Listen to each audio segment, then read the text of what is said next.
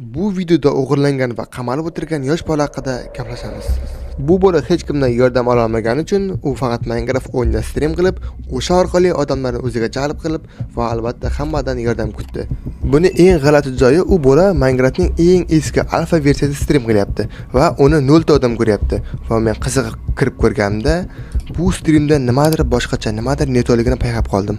8-avgust 2024-yil soat 11:00, ya'ni chorshanba kuni u bola nimaga men degan stream yoqdi. Va albatta rostdan ham bu streamda mana ko'rishingiz mumkin, Minecraftning alfa versiyasini o'ynayotgandi. Hamma joy alfa, lekin meni eng hayron qoldirgan joy uning inventarida hech nima yo'q. Lekin uning qurgan uylari juda ham katta. Bunaqa uylarni qurish uchun unga ancha tosh, ancha temir, ancha yog'och kerak. Lekin u bolada ular yo'q edi. U bola albatta o'z uyini qurib bo'lgandan keyin faqatgina hamma joyni aylanib yurdi. Alfa versiyada meni eng hayron qoldirgan joy bu daraxtlar yog'ochsiz ham qolar ekan. Ya'ni daraxtni yog'ochini kesib tashlasa, u barg havoda muallaq turar ekan. Albatta bu alfa versiya juda ham qo'rqinchli ekan. Boru, mayli, u bola o'z uyini qurib bo'lgandan keyin faqatgina u yoqdan bu yoqqa yurish bilan o'tdi. Bu versiya haqida to'liqroq ma'lumotni ekranda chiqarib qo'ydim. Mana ko'rishingiz mumkin, u bolaning to'liq versiyasi. Aradan yarim soat o'tgandan keyin u bola qanaqadir sirli teshikka boyda bo'ldi. Bu yog'ini o'zingizlar ko'rasizlar.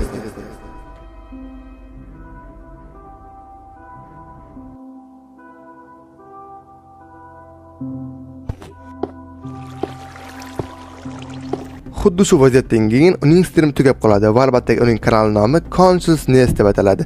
Lekin men video davomida uni Kan deb chaqiraman, sababi uning nomi juda ham katta. Xo'p, kanal opisiyaniyasiga keladigan bo'lsak, u bola yozib qo'ydi. Bu Minecraft alfa versiyasi bo'yicha videolar chiqaradigan kanal. Lekin uning kanalida faqatgina bitta video va bitta stream bor.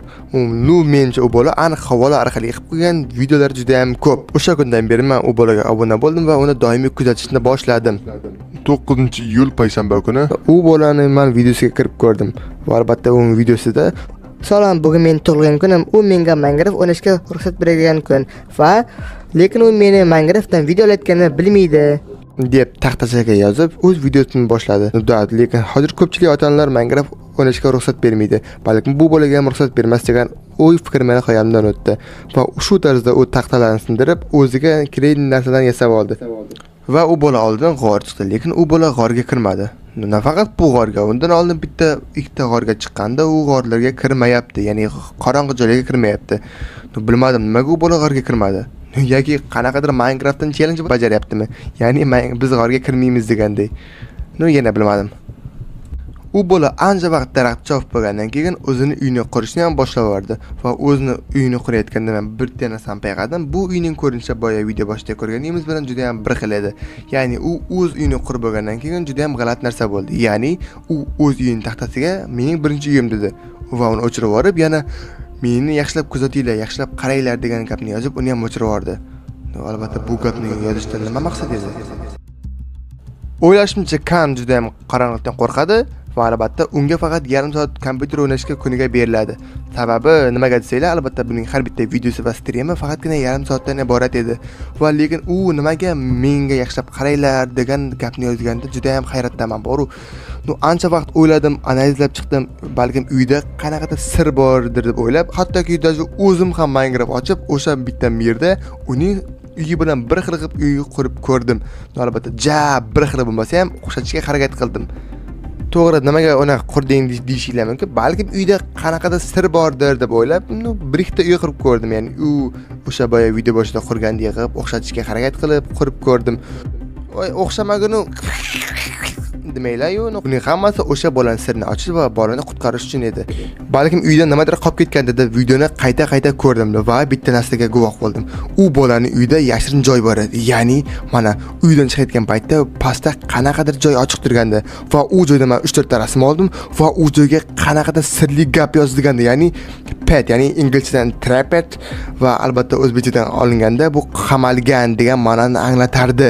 Ya'ni qamalgan, tutqunlikda qolgan degan ma'noni bildiradi. To'g'ri, men uni aniq ko'rmadim, lekin u joyda aniq o'sha gap yozilgandi va men bu gapni o'qigandan keyin bu bola aniq tutqunlikda va unga yordam kerakligini payqadim va bunga tinch qarab tura olmadim. 9-avgust soat 11:00 da u bola yana stream yoqdi. Va albatta u strimi boyagi strimi davom etdi. Va u strimida boyagi joydan boshlab yana qanaqadir narsalar qilmoqchi bo'lib chiqishga harakat qildi, lekin chiqa olmagandan keyin o'sha qorong'u va tor yo'lakcha bilan yurdi. Lekin u bola qancha yursa ham, lekin to'g'riga qarab yura olmadi. Sababi u bola juda ham qo'rqayotgani yo'q qilib bilinardi. Har tarafga qarab, u yoqdan bu yoqqa yurib, orqasi bilan qarab yurardi. Va u bola oxir chidolmasdan u joydan chiqib ketdi va Kon nima qilishni bilmasdan ancha aylanib yurgandan keyin bitta uyni topdi. Balkim bu uy Konnikidir yoki boshqanikidir, lekin aniq hech ma'lumot yo'q. U bola uyga kirgandan keyin o'sha uyning yerto'lasiga ancha vaqt qarab turdi. Da to'g'ri qimirlamasdan ancha vaqt qarab turdi. Qancha vaqt qarab turdi o'ylaysizlar? Da 12 minut qarab turdi. Bilasizlarmi? 12 minut hech qanday qimirlamasdan o'sha yerto'laga qarab turdi. Va shundan keyin tushunarsiz voqea bo'ldi. U uyni tepasidan chelakni oldi va oynaga qarab turdi va chelakni borib ikkinchisiga yana qo'ydi. Yana oladi, yana oynaga qarab turadi. Shu tarzda u bola chelakni oladi, yana pastga tushadi, oynaga qaraydi, yana tepaga chiqib chelakni qo'yadi, yana pastga tushadi, oynaga qaraydi, chelakni oladi, chelakni qo'yadi, oynaga qaraydi, chelakni qo'yadi, oynaga qaraydi, chelakni qo'yadi, oynaga qaraydi, chelakni oladi, oynaga qaraydi. Menimcha Kon bu ishlar bilan bizga nimadirni ishora qilyapti. Ya'ni u nimadirni aytgisi kelib bizga ayta olmayapti. U shu tarzda bu ishni 10 talab, 20 talab, ya'ni yarim soat qilib turdi. Balkim bu nimaga qilgani bizga haligacha qorong'u. Albatta yarim soatdan keyin stream o'chib qoladi. Har doimgidek bir xil paytda. Endi sizlar o'ylab ko'ringlar, oddiy bitta o'yinchi nimaga uyga kirib, yana bitta chelakni olib, pastga chiqib oynaga qarab turadi, yana oynaga chiqib, tepaga chiqib chelakni qo'yadi, chelakni oladi. Nimaga bunaqa bitta ishni takrorlashi mumkin? Ya'ni bu bola bizga nimadirni ayta olmayapti. Ya'ni shu ishlari bilan bizga nimadirni gapirmoqchi bo'lyapti, lekin ilojsiz gapirmayapti. Albatta buni orqasida katta sir yashirilgan. Oradan bir kun o'tgandan keyin Kon yana stream yoqadi. Va lekin u streamida u o'zini eng birinchi bazasi, ya'ni video boshidagi katta bazasiga borishga harakat qilib ancha yurib boradi. Lekin u yo'l davomida mishkasi bilan qanaqadir havoda belgilar ko'rsatib bordi va u o'z bazasiga yetib borgandan keyin taxtasiga meni ko'rayotganidan juda ham xursandman deb yozdi. O'sha paytda men juda ham qo'rqib ketdim, sababi uning streamini hech kim ko'rmayotgandi. Faqat mening bitta o'zim uning streamini tomosha qilayotgandim. Va albatta lekin men ham uning streamini yarimidan boshlab kirgandim. Va u o'z bazasiga yetib borgandan keyin sandiqlarni qo'ydi, lekin u juda ham shoshilmayotgandi. Shoshilmasdan har bitta narsasini sanab, sonlar bilan yaxshilab qarab, bemalol qilayotgandi. Lekin o'sha paytda u birdaniga hammasini qo'yib yaxshi turganda qo'rqib chiqib ketdi va u boshqa sandiqni ochib yana ishni davom ettirdi. Endi savol, u sandiqdan nimaga qo'rqib ketdi? Shu payt yana bitta g'alati vaziyat bo'ldi. U o'ynayotgan joyida o'zidan o'zi har tarafga qo'rqib qarab, bitta nuqtaga qarab qotib qoldi va shu nuqtaga ancha payt qarab turgandan keyin yana o'yinga qaytib sandiqlarni sindirishga kirishdi va sandiqlarni sindirib o'z uyining tepasiga chiqib quyosh botishini ancha payt tomosha qildi. Lekin bu juda ham ko'p vaqt cho'zilib ketdi va kam vaqt qolgandan keyin u tezda o'yinga qaytib sandiqqa tezda yuborayotgan paytda uning strimi tugab qoldi va har doimgidek yarim soatda tugadi. Va men keyingi kun ham uning streamini kutdim, lekin Kan stream qilmadi. Men uning stream qilmagandan keyin uning oldingi streamini yaxshilab ko'rib chiqishga harakat qildim va bitta sirni topdim. U oldingi bazasiga qaytib kelayotgan paytda havo orqali qanaqadir belgilarni chizib ko'rsatgandi. Ya'ni men endi uni ekran o'rtasidan hisobga oladigan bo'lsak, har bitta harakati bitta harfga teng. Ya'ni D mana yana o'rtadan aylantiryapti. Bu O, yana W, yana O, ya'ni buning 4 ta harakati 4 ta harfga teng bo'ldi. Albatta bu harflarni teskari qilib yuborsak, ya'ni wood degan gap chiqadi. Ya'ni wood bu o'zbekchaga tarjima qilganda yog'och degan ma'noni anglatadi. Yana bitta sirli joy, u sandiqqa narsalarni solgan paytda har bittasini kam-kamdan soldi. Ya'ni unda bor hammasini sovarmadi, ya'ni faqat sanab nimadirni hisob-kitob solgandek bo'ldi. Mencha shu tarzda u nimadir deb menga gapirmoqchi bo'lyapti. Shu qarab tursanglar, bu yerda 13 ta, eng ko'pi 23 ta. Ingliz tilida esa 23 ta harf bor. Mencha shu tarzda u menga shifr yaratib, menga shifrli tarzda qanaqadir gapni aytmoqchi. Ya'ni u yosh bolaning miyasiga ko'p narsa kelmaydi. Men ham yosh bola deb fikrlab, men xayolimga shu keldi. Eng ko'p 23 ta bo'lsa, bu yerda u har bitta narsani bitta harf qilib yozgan. Ya'ni birinchi narsaga qarasanglar, 1 13 ta yog'och bo'lsa, alifboda 13-raqam 14 ta oyna bo'lsa, alifboda 14-harfni olib menga gapirmoqchi bo'lyapti. Ya'ni M A N D K R F A T V S E W S va G M A. Ya'ni bu yerda shunaqa gap chiqdi. Ya'ni har bitta narsani nechtadan qo'yilgan bo'lsa, alifboda xuddi shu sondagi harfni qo'yib chiqqan. Unda bolalar miyasizlar ekan. Xuddi shunaqa gap chiqdi, lekin men bittan turgan narsalarni harf emas, son qilib olib ketsam, bu yerda Minecraft views GMA degan gap chiqdi. Lekin Minecraft views tushundim, lekin GMA ni ma'nosi nima? GMA nima ma'noni anglatadi? Men albatta buni topish uchun YouTube ga kirib GMA dedim va birinchi bo'lib Gmail degan gap chiqdi. Da, menimcha GMA bu Gmail. Endi u menga gapirgan Minecraftni men balkim o'zim Gmaildir dedim, men YouTube ga yozib ko'rdim va next tugmasini bosdim. Da parol so'radi. Demak, uning men Gmailini topdim. Ya'ni o'sha konni men o'zining shaxsiy Gmailini menga berdi, lekin u o'zining Gmailini menga nimaga berdi? Men nima qilaman uning Gmailini? Yaxshilab qarasanglar, uning avatarkasi o'sha konni YouTube kanali avatarkasi bilan bir xil. Ya'ni men to'g'ri topib keldim, manzilni adashmabman. Balkim unga yozishim kerakdir deb o'ylab qoldim. Balkim yozmasligim kerakdir, lekin u yog'i haligacha sirligacha qoldi. Xuddi shu voqeadan oradan bir kun o'tgandan keyin Kan yana stream yoqdi. Lekin u kunduzi 11 da emas, tungi 2:30 da stream yoqdi. Streamni asosiy vaqtini uyning atrofiga gul ekishlar bilan o'tkazdi, lekin unaqa narsa bo'lmadi. Lekin bu safar Kan men bilan ko'proq gaplashdi. Ya'ni mening ko'rayotganimni bilib, taxtasiga juda ham ko'p yozdi. Masalan, bitta yozdi I love my house, undan keyin yana yozdi, undan keyin yana yozdi, undan keyin yana yozdi. Lekin bu safar u nimaga juda ham ko'p men bilan gaplashyapti? Nimaga menga juda ham bunchalik ko'p xabar yozyapti? Men juda ham hayron qoldim va juda ham qo'rqdim desa ham bo'ladi. Lekin Kanga aniq yordam kerakligini men payqadim. Lekin Kan nimaga bunchalik ko'p yozdi? Nega men bilan bunchalik ko'p gaplashdi? Lekin yana bitta oxirgi gap, ya'ni u jahldor deb yozgandan keyin uning stream tugab qoldi. Lekin bu safar yarim soat stream bo'lgani yo'q. Ya'ni 30 daqiqa emas, 25 daqiqa yu 35 soniya stream bo'ldi. Qolgan 5 daqiqani endi esa uning har bitta gapiga e'tibor qarab chiqadigan bo'lsak, u birinchi gapida I love you my house, ya'ni men uylarni yaxshi ko'raman. U televizor ko'ryapti deb yozdi. Ya'ni u kim? O'sha buni tutqunlikda oshib turgan odammi? Ya'ni u tutqunlikda oshib turgan odam televizor ko'ryapti, lekin u, ya'ni kim u? Juda ham qiziq. Va albatta men uning qurgan uylarini o'z bazamda hammasidan qurib chiqib ko'rdim. Ya'ni qanaqadir sirli narsa bo'lishi mumkindir deb har bitta detallarigacha e'tibor berib, ya'ni men qanday qutqarishni juda ham istayapman. Har bitta joylariga qarab chiqib, uylarni qurib chiqdim. Mana bolalar, nimaga men video chiqarmayapsiz Klaus deyishinglar sababi, men xuddi shu Kan bilan bandman.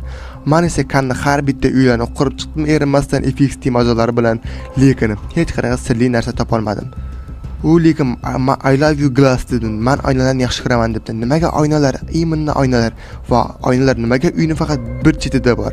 Nimaga bir tarafida oyna bor, bir tarafida yo'q? Men buni ancha o'yladim. Ancha o'ylasam, Kan juda ham aqlli ekan. Ya'ni men sirni topdim.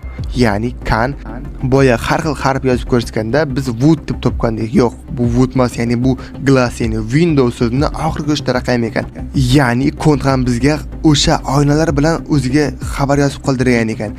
Biz oynadagi harflarni har bittasini teskari aylantirib, uni yana teskari aylantirsak, rock road, ya'ni uning yashash manzili chiqadi. Ya'ni menimcha bu o'sha konni yashash manzili, ya'ni tutqunlikda turgan joyi. Lekin bilasizlar, Amerika juda ham katta bo'lgani uchun men bu joyni aniq topa olmadim. Google xaritadan qidirib ko'rdim, lekin ular bitta emas edi. Kamida 4 ta 5 ta deb bilasizlar, Amerika juda ham katta va shtatlari juda ham ko'p. Xo'p, men Google ga bir necha yozganimda 4 ta shtat chiqdi. Ya'ni Amerikaning Arizona, Michigan, Minnesota, Utah. Va albatta bundan tashqari yana 52 ta shtatdan 52 ta shunaqa Rock RD nomli manzil chiqarib berdi. Va albatta men qaysi biri Konga tegishligini bilish uchun uning streamlarini yaxshilab takroriy ko'rib chiqdim va payqadimki, uning bitta streamida uning soati ko'rinib qolgan. Ya'ni men tarafda stream 11:00 da boshlangan bo'lsa, u tarafda stream 12:00 da boshlangan. Ya'ni u mendan 1 soat oldinda. Men esa o'sha xaritadagi 52 ta manzildan mendan 1 soat oldindagilarni yig'ib chiqdim. Ya'ni endi 52 ta emas, 26 ta qoldi. Albatta meni ishim sal bo'lsa yengillashdi. Bilmaganlar uchun Kanning soati bilan bir xil manzillarni yig'ib chiqdim. Oradan bir kun o'tgandan keyin Kan yana 11:00 da stream yoqdi. Lekin Kan bu safar oldingi stream tugagan joyda emas, ya'ni qanaqadir qorong'u g'or ichida paydo bo'ldi. Lekin qanday? Axir Kan qorong'ulikdan qo'rqadi-yu. Bilamiz, u aniq o'z ixtiyori bilan bu joyga tushmagan. Menimcha uni kimdir bu joyda majburlab ushlab turibdi. Ha. Va nihoyat u chiqadigan joyini topdi va u bu joydan chiqqandan keyin menga xabar yo'lladi. Ya'ni u mening ustimdan kuldi deb taxtachaga yozib, tezda o'chirib tashadi. Lekin kim kuldi va tezda gullar terishni boshladi. O'sha paytda meni xayolimga keldi. Ya'ni Kon aytdi, u mening ustimdan kulyapti. Ya'ni Konni ushlab turgan odam Konning juda ham ko'p Minecraft o'ynayotganidan shubhalanib, bunga qiziqqan. Ya'ni Kon sen nima o'ynayapsan deb yoniga kelgan bo'lishi mumkin, juda ham ko'p o'ynaganidan. O'sha kelgan paytda Kon o'zini tipa gul terayotgandek ko'rsatgani uchun ustidan kulgan. Ya'ni qiz bolaga o'xshab gul terib yuribsanmi deb Konning ustidan kulgan bo'lishi mumkin. Lekin Kon juda ham aqlli ekan, vaziyatdan to'g'ri chiqib ketdi. Shu paytda meni xayolimga Konning emailiga yozish fikri keldi. Unda bilasizlar, men Konning emailini topganman. Agar men unga yozsam, uni Kon emas, ya'ni Konni ushlab turgan odam o'qib qo'ysa-chi degan fikrim keldi. Agarda men buni puxtarona o'ynab, men Konga juda ham professional turda aldab xabar yozdim. Ya'ni, salom hurmatli o'yinchi, sen Minecraft alfani juda ham ko'p o'ynayotgan ekansan. Shuning uchun shu yil Minecraft alfaga 15 yil bo'lyapti. Albatta, sovg'a sifatida senga Minecraftning yangi versiyalarida plash va kiyim beramiz deb aldab yozdim. Va albatta, uni olishing uchun o'zing haqida anketani to'ldirib silka qo'yib ketdim. Albatta, uning kanali 2010-yil ochilgan ekan, ya'ni Minecraft alfa videolar tushirish haqida. Ya'ni 2010-yil kimdir sirli shaxs 2010-yil uni ochgandan keyin unga Minecraft alfa haqida video qo'yaman deb ochgan ekan. Albatta, oradan 14 yil o'tgan, plaslam 14 yil. Mayli. Albatta, men unga yuborgan silkam esa albatta hech qanaqa plash olish silkasi emas, bu hakkerskiy silka. Ya'ni uning ustiga kimdir bossa, uning manzili to'g'ridan-to'g'ri menga kelib tushadi va men esa Konni borib qutqara olaman. Xullas, oradan yana bir kun o'tdi. Kon esa yana stream yoqdi soat 11:00 da. Lekin bu safargi streami avvalgisidan boshqacha edi. Ya'ni bu safar Kon mikrofonni yoqdi. Unda mikrofon ja sifatli ovoz eshitilmagan, lekin oldingilardan farqi bor, ovozi bor. Lekin Kon ovozi yo'q. Asosan klaviatura va mishka ovozi bizga eshitilayotgandi. Albatta, hozir eshitiraman desam ham eshitilmaydi. O'sha paytda Konning orqa tarafidan bitta ayol kishining gapirgan ovozi eshitildi. Ya'ni telefonda gaplashgan ovozi eshitildi. Lekin u kim? Shunda Konni o'g'irlagan odam ayol kishimi? Yo'q, bo'lishi mumkin emas. O'sha paytda Kon o'sha oldingi topgan yer tagidagi teshikni yana topib oldi, lekin uning yoniga borib tushmadi. Ya'ni uni portlatmoqchi bo'lib, endi portlatiy degan paytida xuddi shunaqa vaziyat bo'ldi. Ya'ni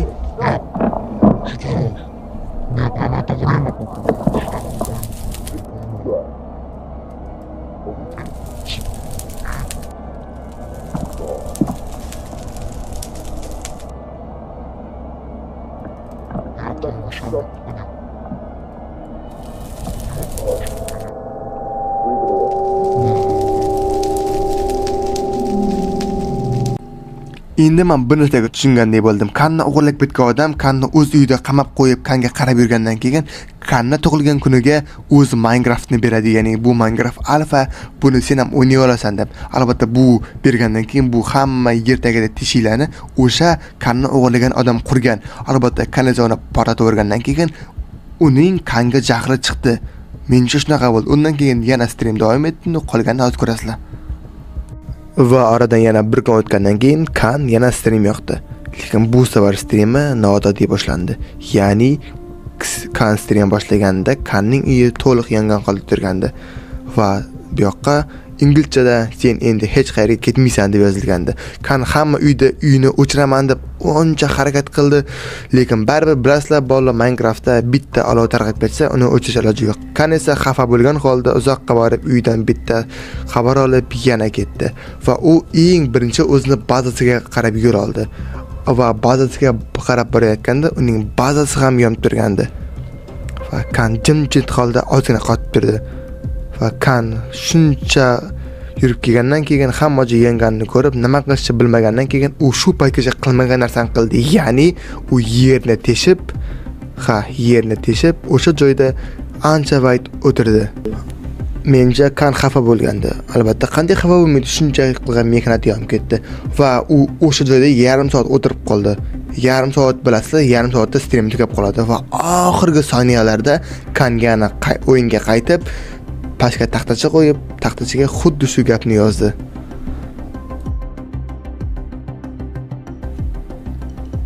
U xuddi shu gapni yozib o'chirib tashlagandan keyin uning strimi ham tezda tugab qoldi. Endi savol, uning o'ziga narsasi nima edi? Men buni ancha vaqt o'yladim. Miyamga har xil fikrlar keldi. Faqat miyamga kelgan narsa u menga bergan emailning paroli bo'lishi mumkin. Ha do'stlar, men adashmadim. O'sha menga bergan narsa uning paroli edi. Men o'shani yozib ko'rdim va afsuski demayman. Tabriklashingiz mumkin, men Konni akkauntiga kirdim. Ha, men Konni endi akkauntidan. Endi meni xayolimga birinchi kelgan narsa, men Konni bemalol ko'ra olaman hamma narsasini. Konni yashirinib turgan videolari, yashirinib turgan streamlarni ko'rishga kirishdim. Va u joyda 23 ta video qo'yilgan ekan. 23 taning ko'pchiligi o'sha Konni o'g'liga odamga, ya'ni 2011-yil qo'yilgan YouTube'ga. Lekin 2011-yil, 14 yil oldin YouTube'ga qo'yilgan videolar ham bor ekan. Ha, mencha uni Konni o'g'liga odam qo'ygan va albatta streamga keladigan bo'lsa, streamlarim juda ham ko'p ekan. Ya'ni 20 ta stream bor. Ularning hammasini esa Kon qilgan. Ularni bir boshdan hammasini ko'rib chiqdim, lekin aniq manzil bilan topish juda ham qiyin bo'ldi. Va ayrim streamlarda u yozib ketgan, meni kimdir ko'ryaptimi deb degan gaplari men yuragimni ezdi. Va men akkauntni ko'rishda davom etdim. Uni emaillarga kirib ko'rdim, hamma joylarni qidirib ko'rdim, lekin uni manzilini topish qiyin bo'lyapti.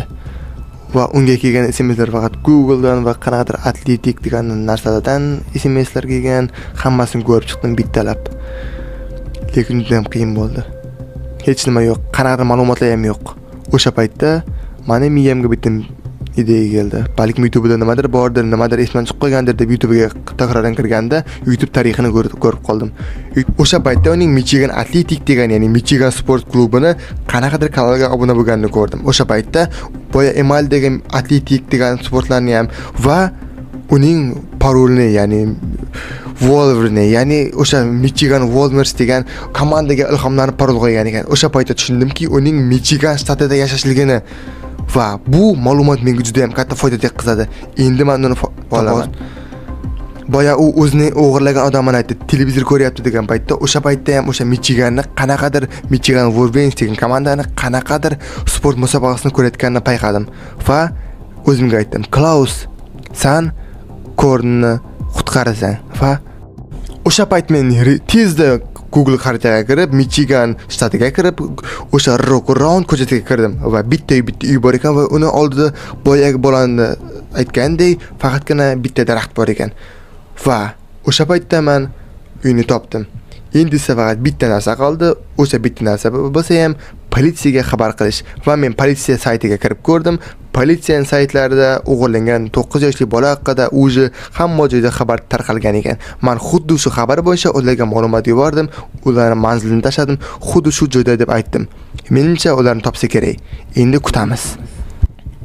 Oradan 5 kun o'tdi. Oradan 5 kun o'tgandan keyin men politsiya saytiga yana kirib ko'rdim. Ya'ni rostdan ham biz yuborgan so'rov bo'yicha politsiyalar men yuborgan manzilga borishgan va bizning kondimizni topgan.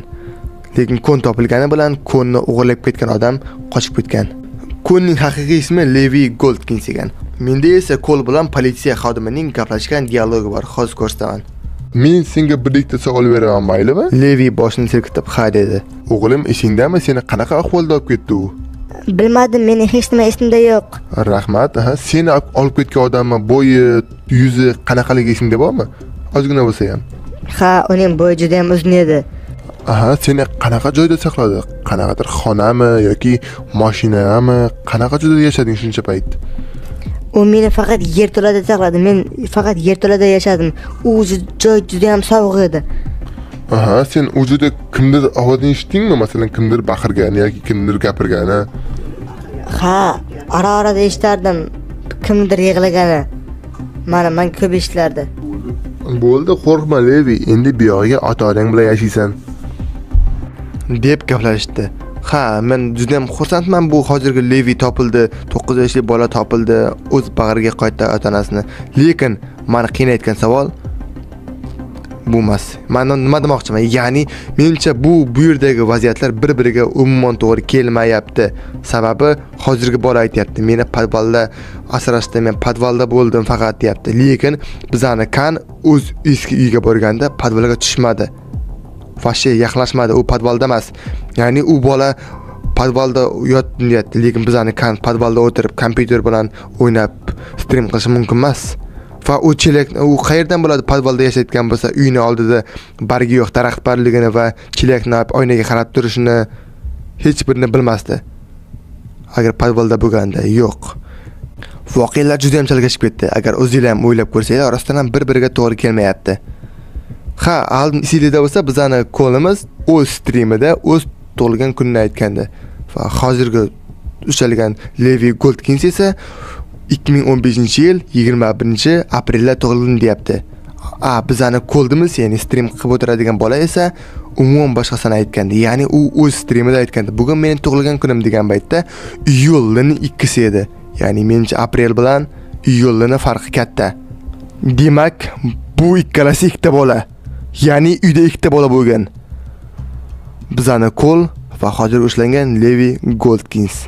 Menimcha ikkita bolani ham olib ketishga vaqti bo'lmagani uchun faqat bizani qo'limizni o'g'irlab ketgan va ikkinchisi o'sha joyda qolib ketgan. Va bir kundan keyin soat 9 da kan yana YouTube'da stream qildi.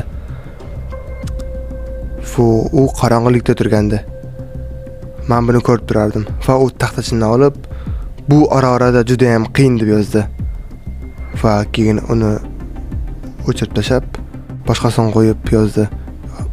Rostini aytadigan bo'lsam, orada emas, xorda ham qiyin dedi. Men buni ko'rib hayron qoldim. Uni mayli senga rahmat dedi. Bu juda ham qo'rqinchli. Lekin baribir men qo'limdan kelganini qilaveraman. Agar sen ham qilaversang,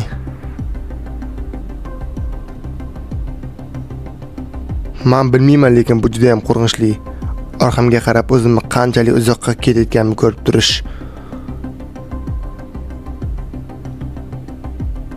Va oldimga qarab o'zimni tanmaydigan joylarga kelib qolish.